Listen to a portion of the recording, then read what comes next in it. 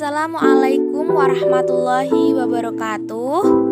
Halo teman-teman semuanya, kembali lagi dengan saya Elisa Okta Anintia, NIM akhir 102 dari kelas PGMI C2 MIR. Di sini saya akan menyampaikan materi tentang perkembangan masa dewasa. Oke, langsung saja lanjut ke materi yang pertama. Masa dewasa. Dewasa ialah orang yang bukan lagi anak-anak dan telah menjadi pria atau wanita seutuhnya. Setelah mengalami masa kanak-kanak dan remaja yang panjang, seseorang individu akan mengalami masa di mana ia telah menyelesaikan pertumbuhannya dan harus dirinya untuk berkecimpung dengan masyarakat bersama dengan orang dewasa lainnya. Masa dewasa biasanya dimulai dari usia 18 tahun hingga kira-kira usia 40 tahun dan biasanya ditandai dengan selesainya pertumbuhan pubertas dan organ kelamin anak yang telah berkembang dan mampu berproduksi. Pada masa ini, individu akan mengalami suatu perubahan fisik dan psikologis tertentu bersamaan dengan masalah-masalah penyesuaian diri dan harapan-harapan terhadap perubahan tersebut. Selanjutnya, faktor-faktor yang mempengaruhi perkembangan manusia dewasa menurut Elizabeth B. Harlock dibagi menjadi 3 bagian. Yang pertama, masa dewasa awal atau masa dewasa dini. Pada masa dewasa awal, masa pencarian kemantapan dan masa reproduktif, yaitu suatu masa yang penuh dengan masalah dan ketegangan emosional. Periode isolasi sosial, periode komitmen, dan masa ketergantungan, perubahan nilai-nilai, kreativitas, dan penyesuaian diri pada suatu hidup yang baru. Pada masa ini berkisar antara tahun 21 sampai 40. Yang kedua, masa dewasa madya.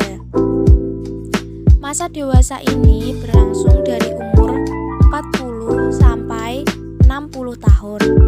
Ciri-ciri yang menyangkut pribadi dan sosialnya antara lain, masa dewasa madya ialah masa transisi, di mana pria dan wanita meninggalkan ciri-ciri jasmani dan perilaku masa dewasanya dan memasuki suatu periode dalam kehidupan. Yang ketiga, masa dewasa lanjut atau masa tua. Usia lanjut ialah periode penutup dalam rentang hidup seseorang. Masa ini dimulai dari umur 60 tahun sampai akhir hayat. Ciri-cirinya meliputi perubahan yang menyangkut kemampuan motorik, kekuatan fisik, perubahan dalam fungsi psikologis, perubahan dalam sistem syaraf, dan penampilan. Ciri-ciri manusia dewasa. Yang pertama, masa pengaturan. Pada masa ini, seseorang akan mencoba-coba sebelum ia menentukan mana yang sesuai, cocok, dan memberi kepuasan permanen. Kedua, masa usia produktif. Dinamakan masa usia produktif karena pada rentang usia ini merupakan masa-masa yang cocok dalam menentukan pasangan hidup, menikah, dan berproduksi. Ketiga, masa dewasa dikatakan sebagai masa yang sulit dan bermasalah. Keempat, ketika seseorang berumur 20-an atau sebelum 30-an, kondisi emosionalnya tidak terkendali. Ia cenderung labil, resah, dan mulai memberontak.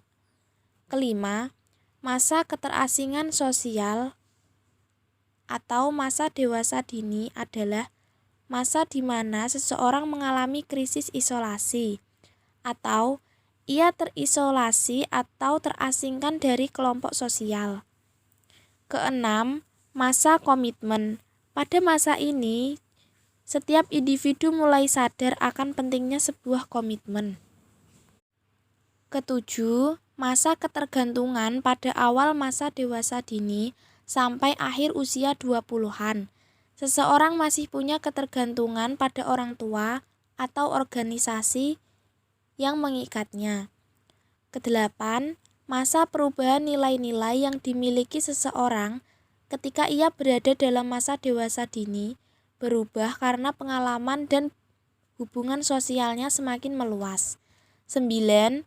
Masa penyesuaian diri dengan hidup baru. Ketika seseorang telah mencapai masa dewasa, berarti ia harus lebih bertanggung jawab karena pada masa ini ia sudah mempunyai peran ganda. Peran sebagai orang tua atau sebagai pekerja. 10. Yang terakhir, masa kreatif dinamakan sebagai masa kreatif karena pada masa ini seseorang bebas dalam berbuat apa yang diinginkan.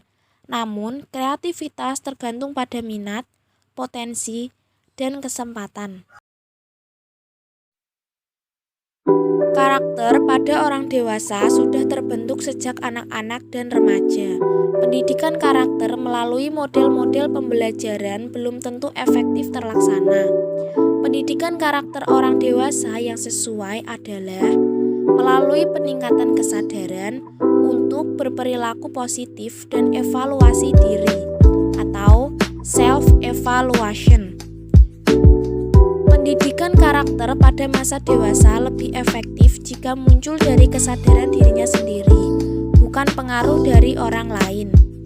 Bentuk-bentuk pendidikan karakter antara lain dilakukan melalui ceramah dan pengajian, pengangkatan tema pendidikan karakter dalam forum seminar, diskusi, media massa, film, penulisan karya ilmiah yang bertema pendidikan karakter, belajar dari pengalaman hidup orang lain, dan sebagainya.